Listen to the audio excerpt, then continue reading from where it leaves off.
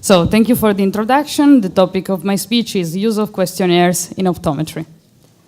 Okay, first of all, what is a questionnaire, and so what is its structure? It is a psychometric instrument, so it is an instrument that measures psychological factors. And here there's the structure. So it is made up of specific questions that are called the items, as you can see here in violet. They are organized in subscales, this one in green that you can see. So sections which are related to a functional aspect of everyday life. So for example, reading, general health, far vision, they are different. So here in the example, you can see that question 3 and question 10 are in the same item. So the item about reading during activity. Well, if you read, for example, item number 21, it is different because it is about like condition. So there are 2 different subscales. And then every item has double choice or multiple choice answer. Every choice option indicates the difficulty level of specified daily activities or the frequency with whom the problem is present. As you can see here in the example, 0 means no difficulty, and you can see also 3 means extreme difficulty. Okay, the questionnaire must be subjective and self-assessment. In fact, one of the positive aspects of the questionnaire is that they are independent from the observer. And then the reliability might be influenced by the setting. Let me make an example. For example, if you administer a questionnaire at the hospital, you can have a score. But if you administer it, for example, at your clinical practice, there's the possibility that the scores might be different. So what is the utility and what is the function of the questionnaires? They are quality of life instrument. It's not so easy to define what the quality of life is. As stated by the World Health Organization, it is a state of complete physical, mental, and social well-being, and not merely the absence of disease or infirmity. So you can understand that mental and social condition cannot be assessed by clinical measures. In fact, the researchers and practitioners conclude that clinical measures do not fully assess the impact, but also the cost effectiveness of rehabilitation, treatment, and also surgery. The ocular disease causes a visual damage, which induces then a disability that can alter the patient's life. So you can have, for example, equal damages, but then a different level of disability. Here there's an example. Imagine that you have 2 patients with the same age, so for example 45, and the same amplitude of accommodation. So maybe there will be problem at near.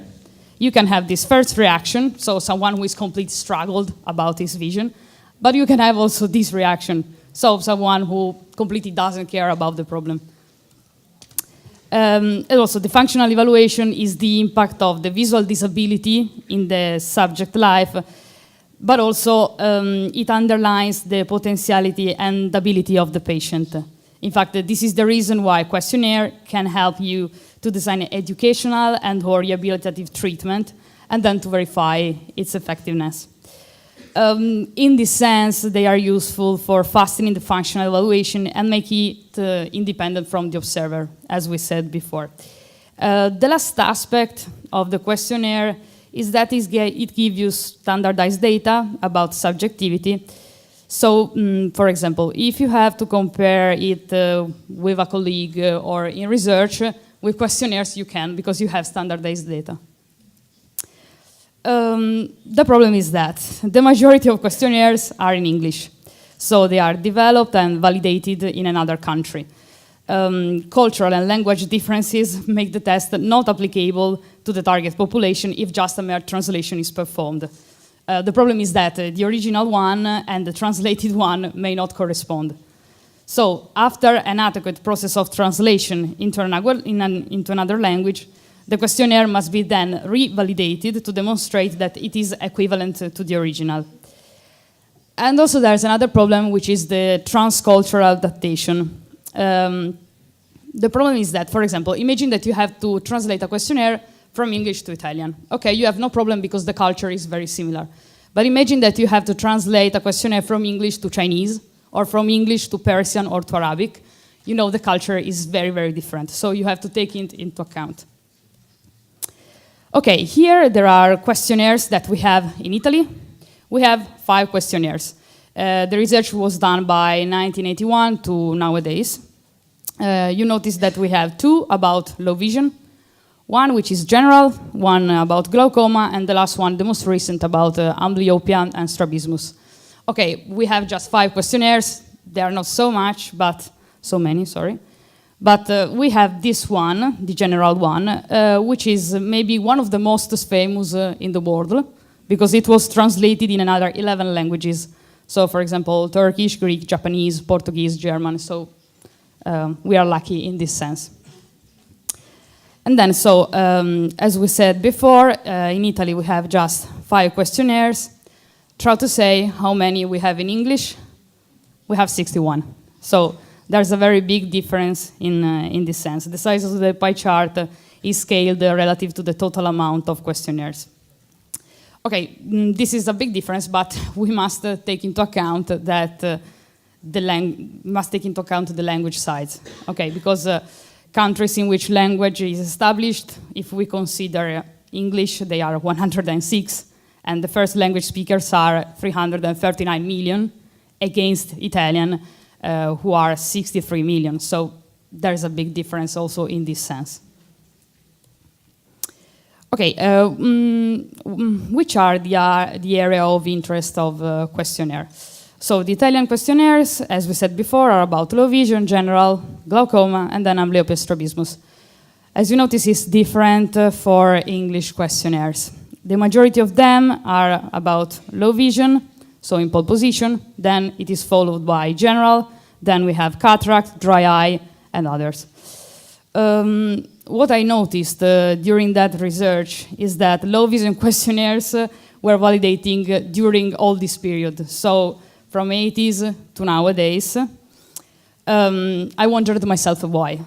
Probably because the request to know the subjectivity of these patients is very, very high. And probably because this is a category that was present, but that unlikely will be always present in the future. So, and then also considering the future increasing of old age generation, as said by Oldani this morning. The same line of reasoning for general, so the demand is always present. While it's different for cataract questionnaires, because they were developed in the 90s, probably because the need to know the subjective outcome of that surgery was present at that time, because new surgical techniques were developed at that time. While dry eye, they are more recent. The majority are from the last 10 years, of course, except, for example, for McMonnies, which is of 1987, so it is very, very old. And the most recent is about VDU. So probably because the demand nowadays is about that, so about the stress during near work and during PC work. So these are my conclusions. So questionnaire might be useful in clinical practice for predicting the most efficient treatment, performing and fastening the functional evaluation, comparing patient subjectivity thanks to standardized data. And then validation of questionnaires requires a detailed process, and the mere translation is not enough. I want to stress this point for Italian people, because we have just 5 questionnaires which are validated and then translated.